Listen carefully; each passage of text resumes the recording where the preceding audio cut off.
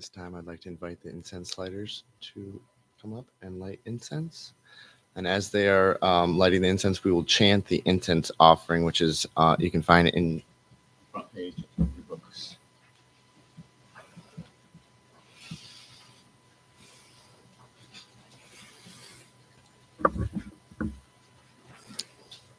And together we say, in gratitude, we offer this incense throughout space and time to all Buddhas and Bodhisattvas. May it be fragrant as earth herself, reflecting careful efforts, wholehearted awareness, and the fruit of understanding.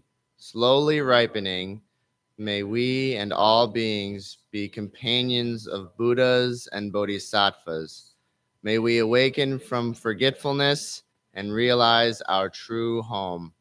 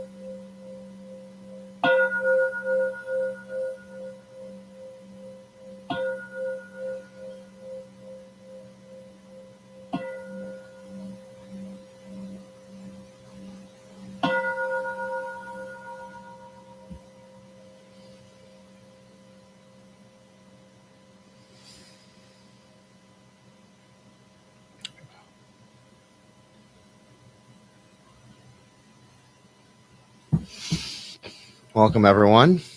It's good to see so many faces here today. My name is Juexin. It's hard to pronounce sometimes. You can call me Shane too. First, I'll go over some courtesy announcements before we do our chanting. For anyone with small children, which I don't see too many small children here today, but for whatever reason, if you need to go downstairs, we have a bathroom down there. There's 2 bathrooms through the curtains. Feel free to use them at any time. We just ask that you don't walk in front of the dais. We chant in a medium upbeat tempo, so chant with smiles and do it with joy. Other than that, we can rise and greet each other silently.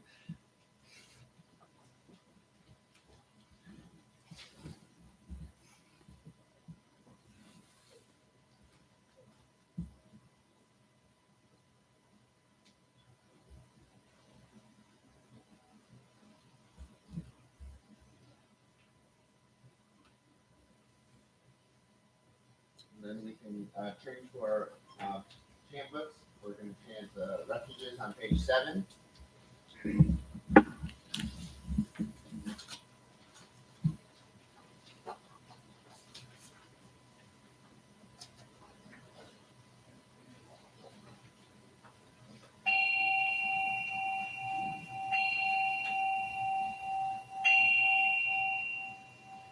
I go for refuge to Buddha, my deeply awakened mind, the living source of understanding and compassion, which must be cultivated to be known fully. I go for refuge to Dharma, the path of mindful living, leading to healing, joy, and enlightenment, the way of peace, which must be cultivated to be known fully.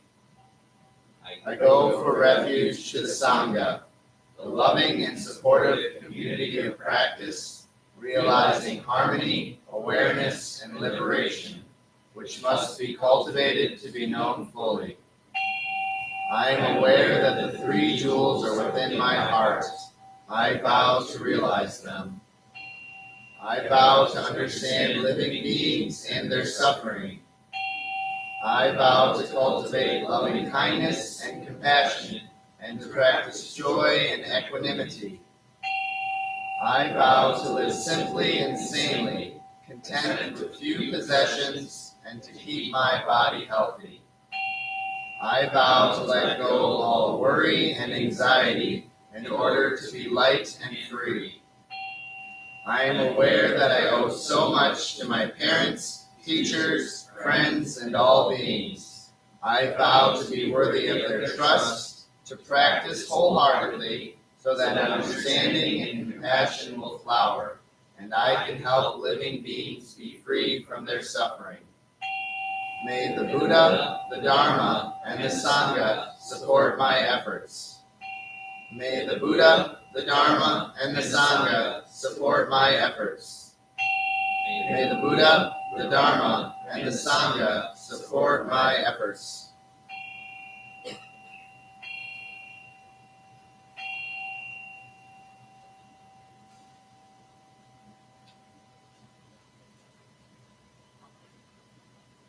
We'll turn to the next page, page 8, and chant the Heart Sutra.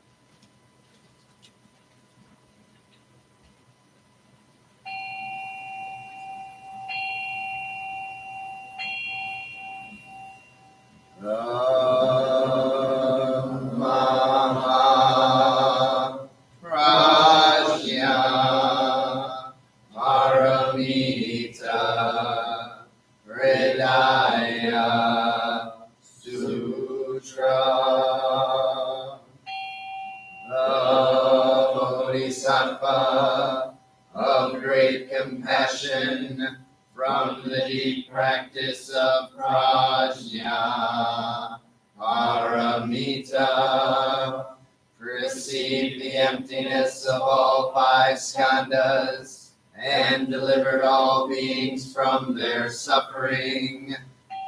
O Shariputra, form is no other than emptiness, emptiness no other than form. Form is emptiness, emptiness form. The same is true of feeling, thought, impulse, and consciousness. O Shariputra, all dharmas are empty. They are not born nor annihilated. They are not defiled nor immaculate.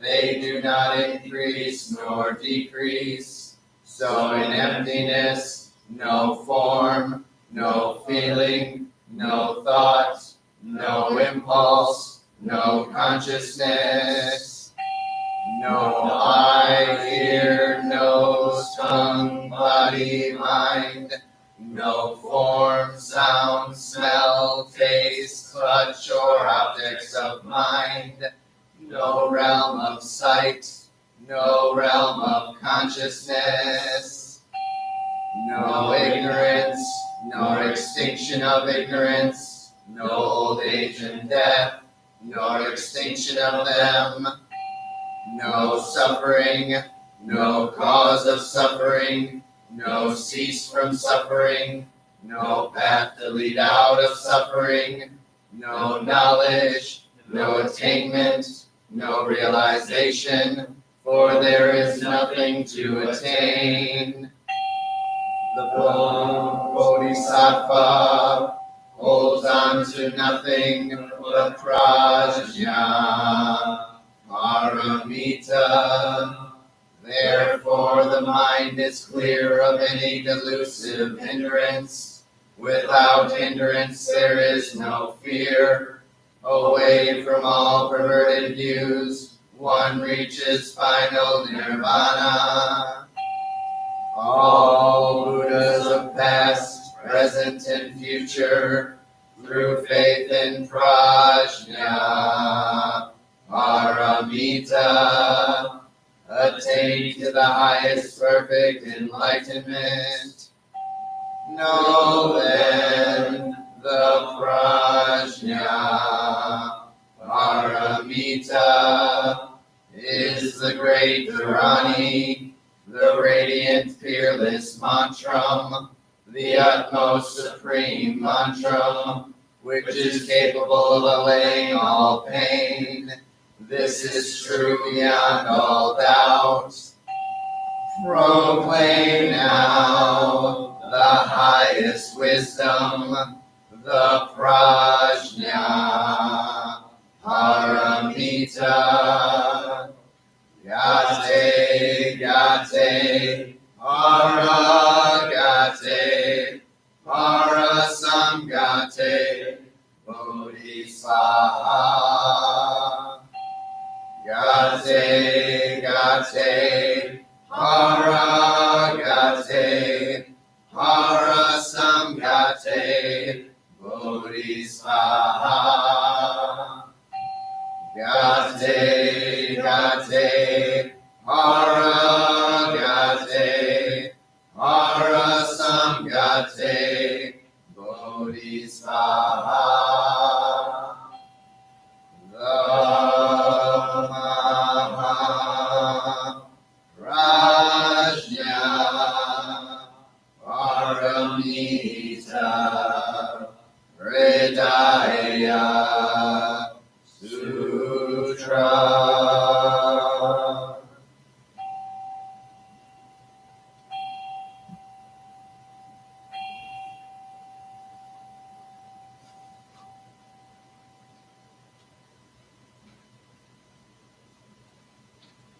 Please be seated.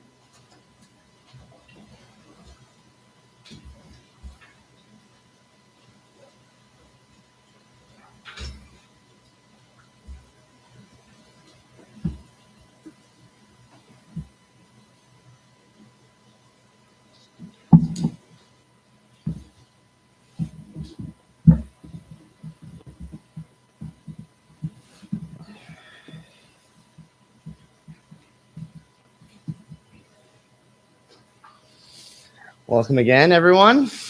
To reiterate, my name is Juexin Su. I also go by Shane. Today, my Dharma talk will be, it's entitled Crooked Cucumber, which might sound kind of odd, but that's actually a book by David Chadwick about the life and Zen teaching of Shinyu Suzuki. Some of you might know he's written the book, well, Zen Mind, Beginner's Mind is actually written by his students, compiling all of his talks. So they went through all of his talks, and he's like, uh, he said he didn't want to write a book himself because he didn't want to be famous. He was very humble, a very humble teacher. So yeah, that'll be the gist of the talk today.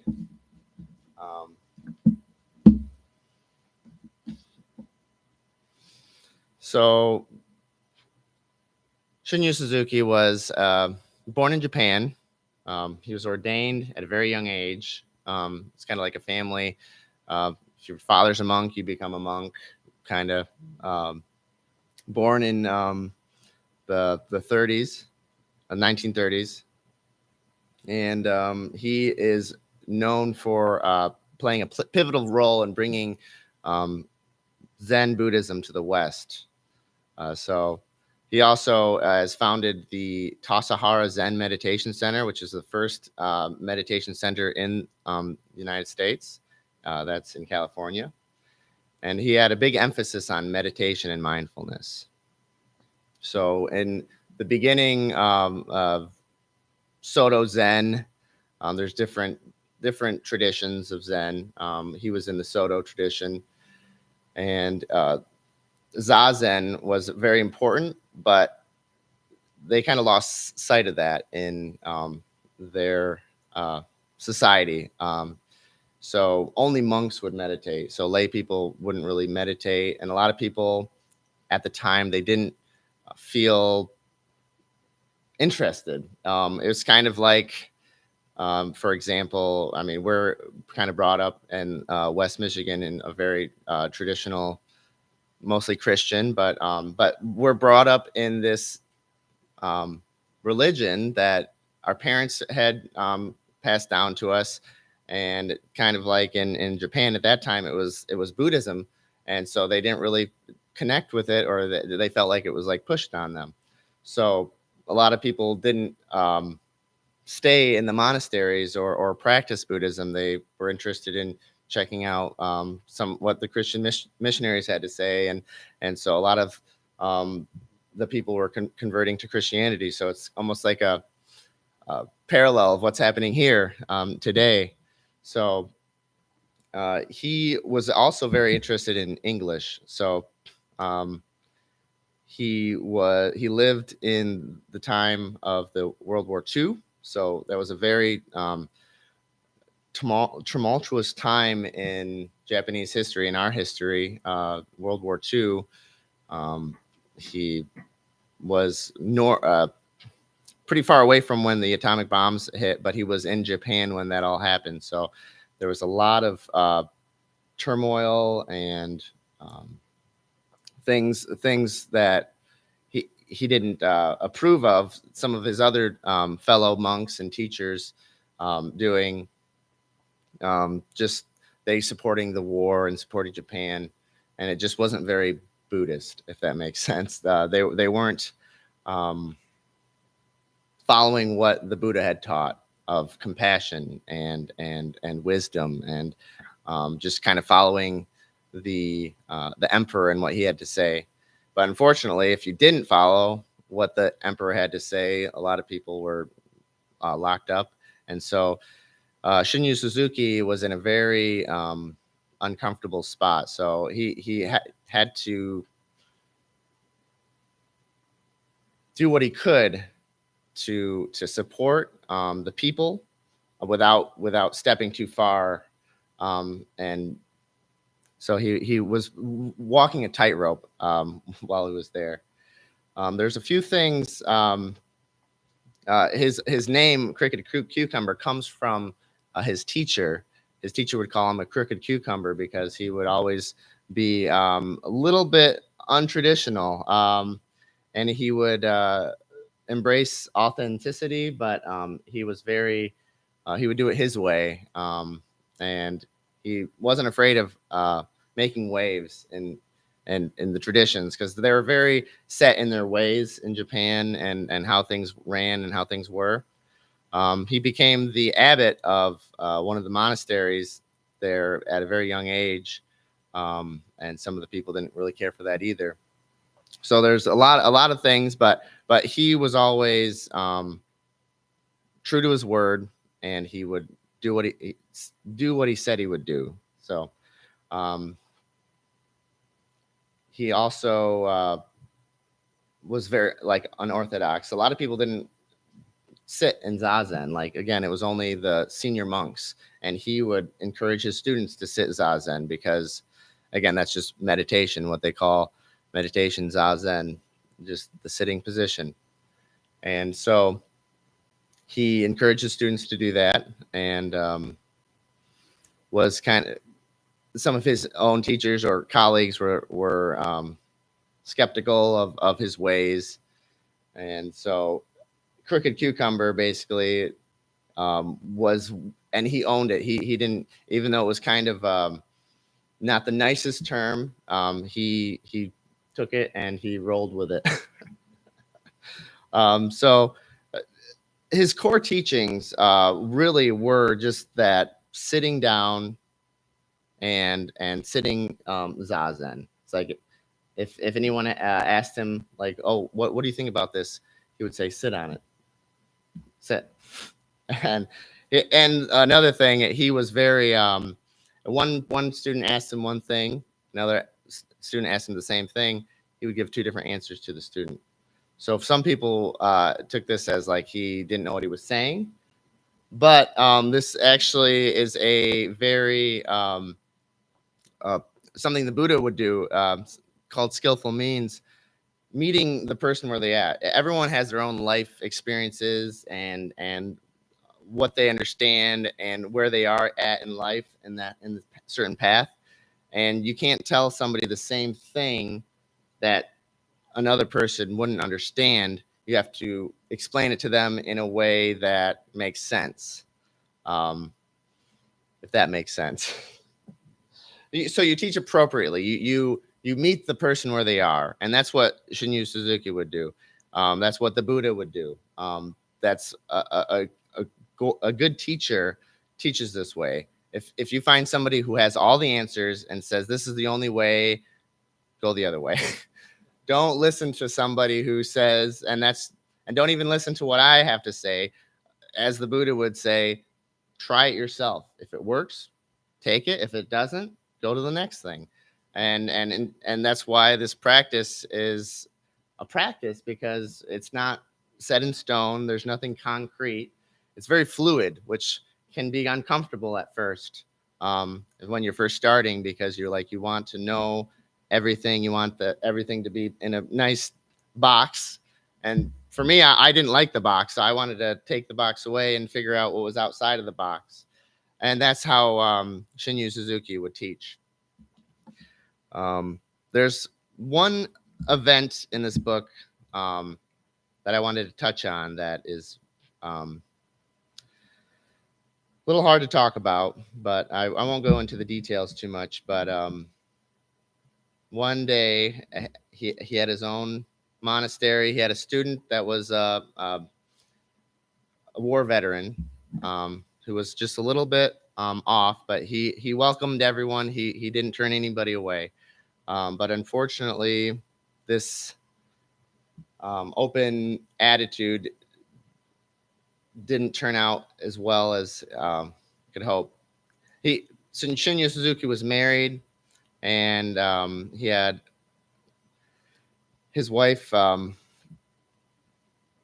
was murdered by one of his students at his monastery, and that really was a very traumatic event for him and his family and the students and the sangha, everyone. But he didn't want to prosecute the man, and he also cried and felt very deeply of this loss. But it didn't drive him to stop practicing. It didn't stop him from the compassion of the murder, being compassionate to the murderer, not wanting to have any more pain and suffering come to him. So that event really shook things up, and it was one of the things that made him decide to move to America, actually, because this happened in Japan. And so when he could forgive and be loving, but again, the practice of sitting and feeling everything really in this situation helped him get through that tragic event, but it really made him question things, and it was something you don't really hear about in Buddhist students or things like that even happening, because our number one precept of respecting and protecting life. But things unfortunately happen, and he was able to get through that, and he went to America, and his English was very, very good, so he was able to start a Zen center in America. um, and as he came through, again, his teachings, he really exemplified the teachings of compassion and forgiveness and non-attachment, um, and then maintaining equanimity. You hear this word in a lot of our chants, equanimity. What does it mean to be equanimous? You just take the equa, like middle. It's the not being extreme on one side or extreme on the other side. It's trying to find the balance in the middle. And he really exemplified that teaching of equanimity, inner peace in the face of adversity. And a lot of people, when he came to America, people didn't even know what sitting or meditation was. So his students were wanted to sit. They were interested. They actually came to the sitting practices. So he felt like, wow, they're actually listening to me. And when he was in Japan, maybe some of the older people would come, but no young people were interested in the practice. So he felt very comfortable being in America, even though he was foreign.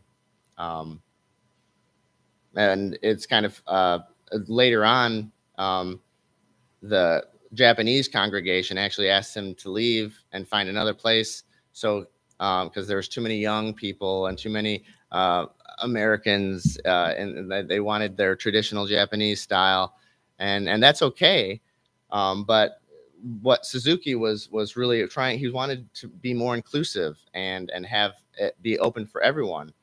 And developing the Tassajara Zen Meditation Center was extremely important, and it's still open today to do retreats. Um, a way of cultivating peace and wisdom. When Suzuki would teach, he would embody the practice. He would sit with his students. There's a section of the story where he gets up several times while they're meditating, and this is during a sesshin, so that's like usually they sit for about 5, 6, 7 hours sometimes, with brief periods of walking meditation in between. But at this time, he was sitting, leading the meditation, and he rang the bell. But as soon as he rang the bell, he got up and he moved and went to his study. And then everyone was sitting there for they don't even know how long. But David Chadwick, who wrote this biography, says it felt like an eternity. And then they heard his footsteps coming back, and they're all ready, waiting for the bell to ring. They hear him sit down, and he sits for, again, when you're sitting, the perception of time is kind of imperceptible.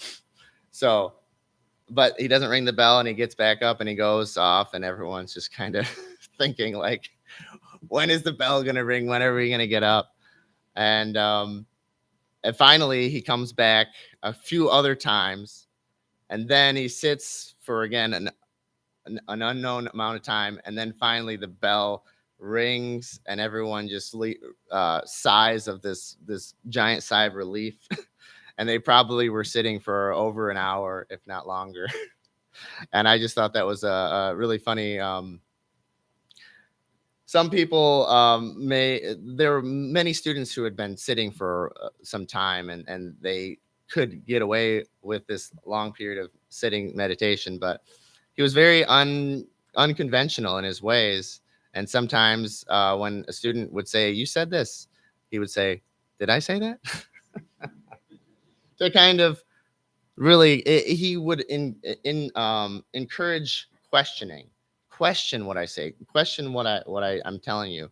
But again, sit and feel these emotions, feel what is here, and be present.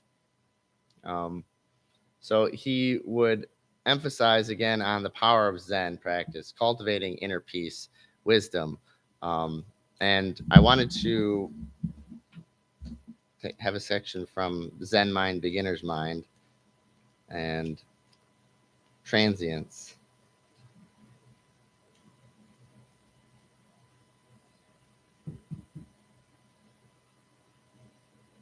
Transience.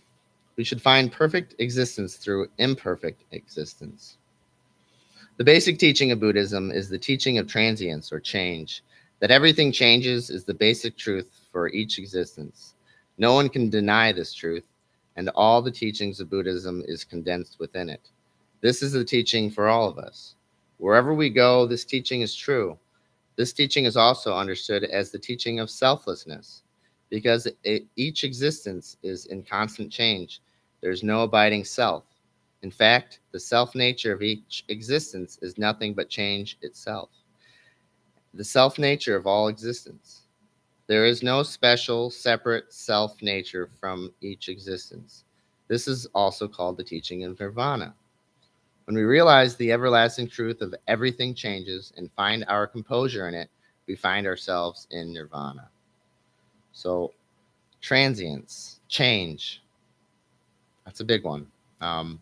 And that's one thing he would really always hit the nail on the head, and understand how change, we're always changing. And there's a misconception of like when we say no self in Buddhism, it's not like we're saying we aren't here. There's no reason to be here. It's not nihilistic. It's that there's no one thing you can point to that is yourself. And even scientifically, we think that all of our molecules and everything are changing, and things are dying and reproducing. And I don't know the statistics, but I want to say like your skin changes every 7 years, and different parts of your body. So it's like we're not always the same. We're constantly growing from a baby all the way to being old, and then the process just continues. So we can't say that we aren't here, but we can't say that we are here solidly. So transience, impermanence, is a teaching that he would really emphasize on. And with the loss of his wife and the loss of students, we when people die, it's really hard to get through that. And people we love, and so this practice can help hold that space of understanding, and it doesn't make it easier, but it makes it able to get through. And so the way Shinyu Suzuki would teach and his legacy going forward, my teacher Shuji recommended me this book years ago. I don't even know, and I finally found the audiobook because I'm not the best when it comes to reading and sticking there. I have ADHD, so that just focusing can be difficult. But listening to the book, actually, David Chadwick read it, and they had excerpts from Shinyu Suzuki's like recorded talks at the end of each chapter, so you could hear him speak, and that was really amazing. Just hearing all the things he's done, and the trials and tribulations he's been through, and then making a legacy for himself. Shinyu Suzuki was one of the Dharma ancestors for my teachers. So whenever getting that teaching passed on, he would become one of my spiritual ancestors. And he, even if he's not in your tradition, many people have read this book, Zen Mind, Beginner's Mind, that beginning, keeping everything fresh, because when in an expert's mind, not a lot of possibilities are there. They might know what they're doing, but having an open mind, having a beginner's mind, coming up with everything at something fresh, you want to leave your head open. There's a Zen story that a man goes up to teach, to learn everything, very scholarly man, and the teacher comes and they sit down, and the teacher asks if he wants tea. And he said, of course. And the teacher just pours it. And then once it gets full, he continues to pour it. And it just keeps pouring. And the guy at that one point, the guy's like, what are you doing? It's full already. It's like, your mind is also full. So you're going to have to empty your mind and not have all these preconceived notions. Well, a lot of us have preconceived notions. So this practice of sitting, mindfulness, really helps kind of clear some of those cobwebs, and open up our mind to a more beginner's mind. Because again, we do want to be an expert. We want things to, we want to know everything. We want to know the answer. But in reality, we can't know everything. And it's better to not know and try to find out than to think that we know. From my experience, at least. So with this teaching and with his life, he really was able to embody that practice. And I would like to share the teachings of Zazen. For anyone who is new, I welcome you. We're going to sit in meditation, or Zazen. And if you're on the cushion, you're going to want to have your legs crossed. And if you're on a chair, you want to have your feet flat on the ground, straight back, as if a string was being pulled up. And then Shinyu Suzuki would say, imagine you have 2 eggs underneath your armpit. So you don't want to like have your arms like right next to you because you don't want to crush the eggs, but you also don't want to have two. So just kind of have like this open, and you can either have them on your knees or in your lap. And the your tongue on the roof of your palate. And when you're sitting there, actually, in this tradition, we want to keep our eyes open. And I just invite you to try having your eyes open, but very briefly, like very subtly, just looking down about 4 to 6 feet. And every time, we're all going to have thoughts. Meditation is a misconception. A lot of people think I can't meditate because I can't empty my mind. That is not the purpose of meditation. It's just to notice what you notice. When you see a thought, just label it thinking, and then come back to your breath. Our breath is our anchor. We will always have our breath because we are alive. So I will ring the bell and we will sit. And when you hear the bell again, we'll be done sitting.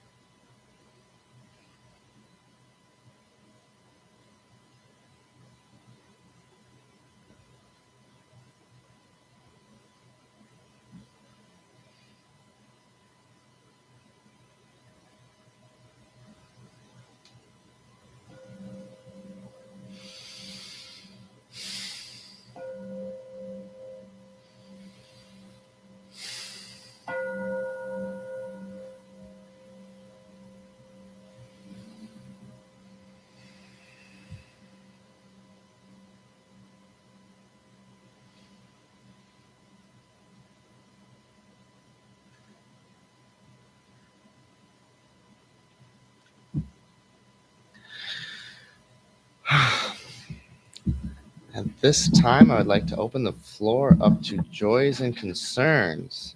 So this is a practice of just sharing what's good and what's not so good, and as a sangha, we can hold space for each other.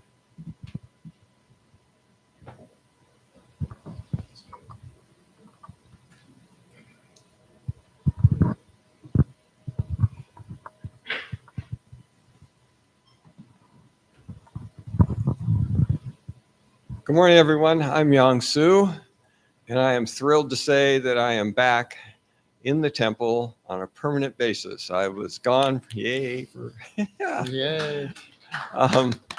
yeah, I was thinking I was moving to California, and I was wrong. I'm staying here, and I am very pleased. Good to see y'all. And this is an extremely special temple. You just don't find a lot of temples like this. Well, I've found none. So anyway, I am grateful. Thank you.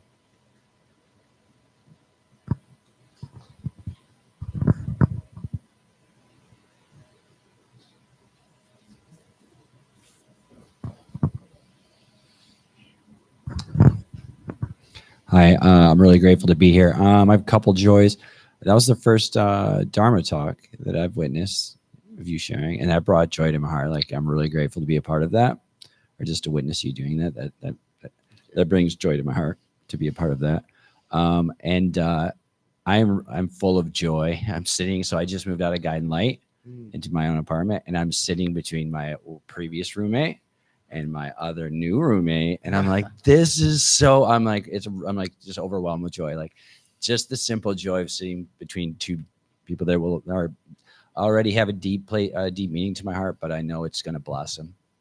And my life is just so extraordinary. It's so wonderful to be a part of it and to be a part of this sangha. This sangha brings me joy just to be a part of it. Thank you.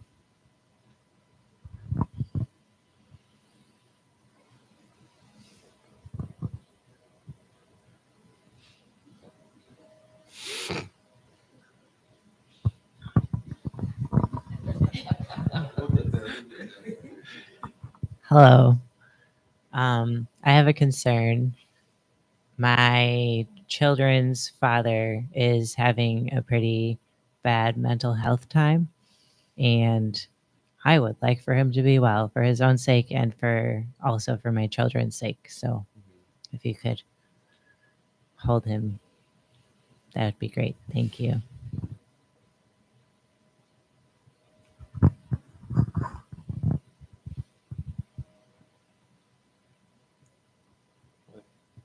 One more? Oh, one more. Good morning. I have a couple things. I think, first of all, my granddaughter who lives with us was in a car accident a couple nights ago, I think, and her car was T-boned, and she and the person in the car were fine. So I'm really grateful for that. And I have another thing. My grandson, who is going to be 21 in August, is going to be go through the kidney transplant process. Mm-hmm. So he's going to be looking for a kidney. So just keep him in mind. And hopefully he'll find one so he doesn't have to go on dialysis. Thank you.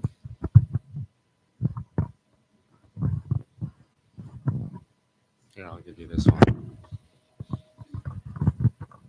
Hey, I'm Dive Secha, or Alex, and I have a friend who, for the last year or so, has been going through a pretty serious cancer situation. He had a stage 4 diagnosis, I think, in November, and but he's doing really well, and so this is really a joy. So his treatments have been going really, really well, and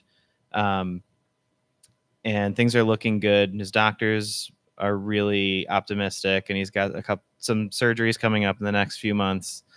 But things are looking really, really good. You know, it's scary to hope sometimes for those things, but it's looking really good, and that's a joy, and I wanted to share it.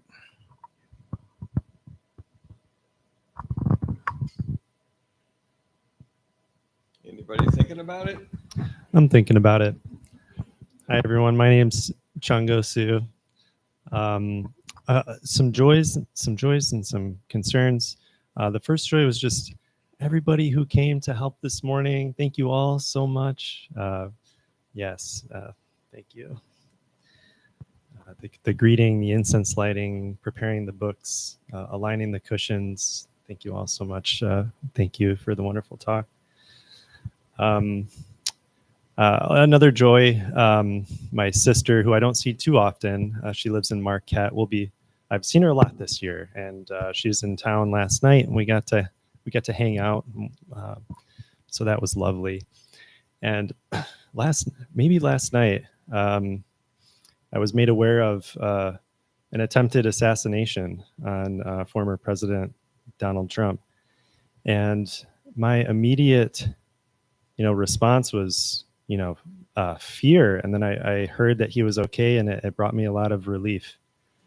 So I just wanted to, send compassion to him. And I was also reflecting on Shunryu Suzuki's experience, and the trauma that he experienced, and his compassion, his open-hearted compassion for everyone. It really made me reflect on that as well. So just wanted to share that, and thank you.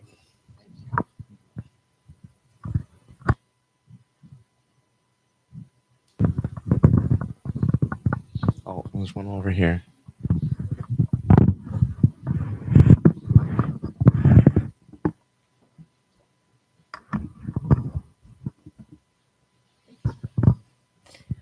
My name is Kelsey, and I'm so grateful to be here. I had a baby recently, so she's 8 months old. So of course, joy. And it's been difficult to get out of the house and have alone time and quiet. So my heart is so full of joy, and being able to really feel all of that I'm experiencing all of the time. It just feels so wonderful to be here and be with a community of people that are just so wonderful. I could just feel all the joy in the room. So thank you.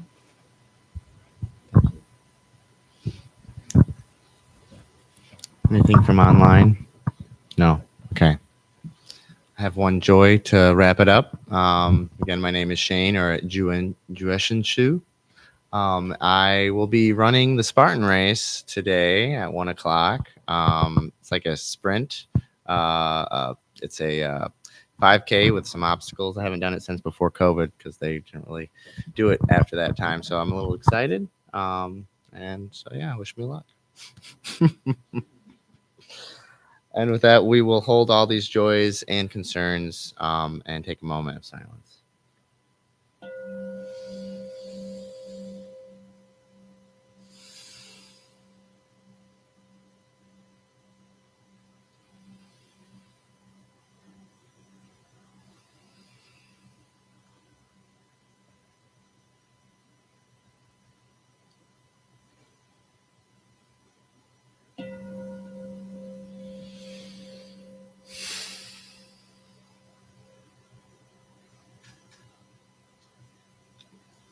Now we have some announcements. I'll start with the July announcements. We have here, I know I just saw them.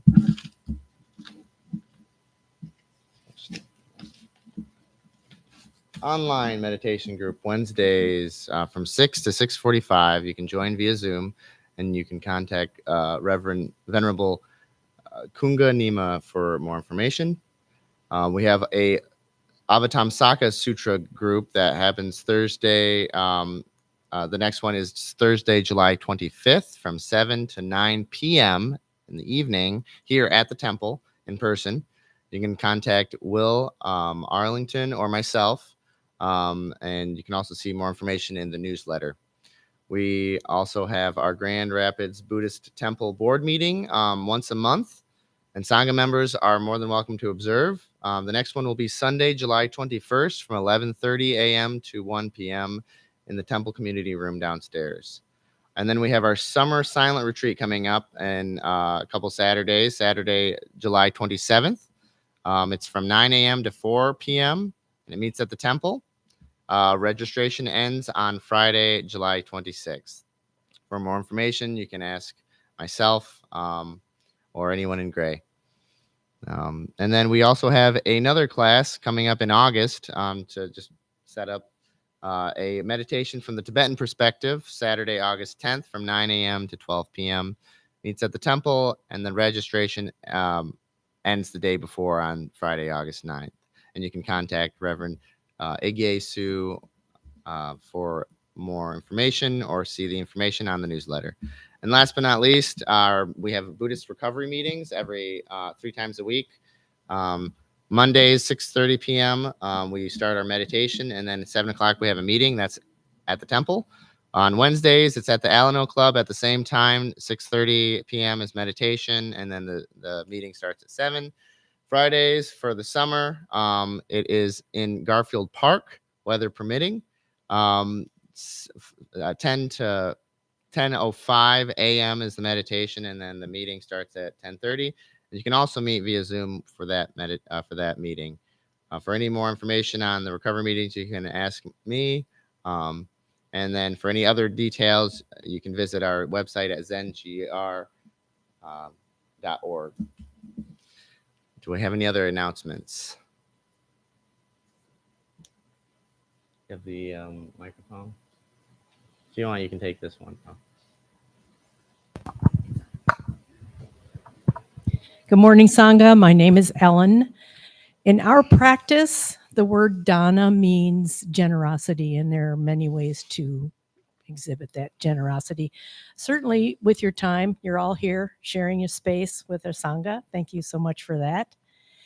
Also, if you would like to volunteer for anything, people in gray can pretty much answer those questions. I will tell you, tech support is always looking for someone, and I have it on good authority that you don't need to be tech savvy.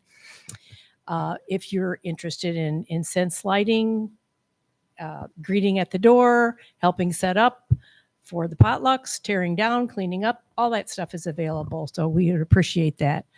Also, when we are in need of things like toilet paper, tea bags, and such, Nikki is the person for you to check with. She's not here today, but she is the president of our board and keeps a list of what we might need.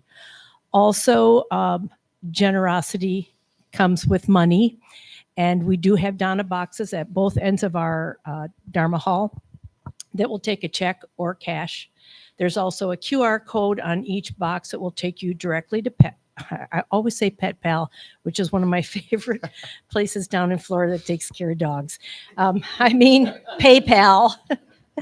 Oh, goodness. I really stumbled with the QR code for a long time, too, if you were around for that treat. I know you're shaking your head like, oh, Ellen. Cash or check in the box, QR code. Also, you can always go to our website, zengr.org. There's a drop-down menu for take you also to PayPal. And last but not least, on YouTube, hi, Ben. I know he watches every Sunday. We're thinking of you, buddy. There's also a drop-down there that will also take you to PayPal. And the cool thing about PayPal is you can do a one-time donation or set it up monthly, which can be changed at any time. So, and there you have it.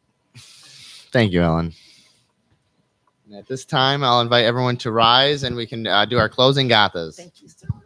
On page 9. Oof.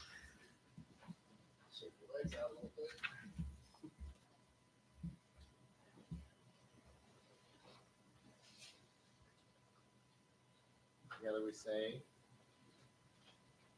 all unskillful actions ever committed by me since of old, on account of my beginningless greed, anger, and ignorance, born of my body, mouth, and thoughts, now I atone for them all.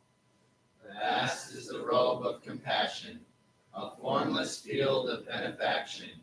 I wear the Buddhist teachings for the benefit of all sentient beings. All beings, one body, I vow to liberate. Endless blind passion, I vow to uproot. Dharma gates without number, I vow to penetrate. The great way of Buddha, I vow to attain.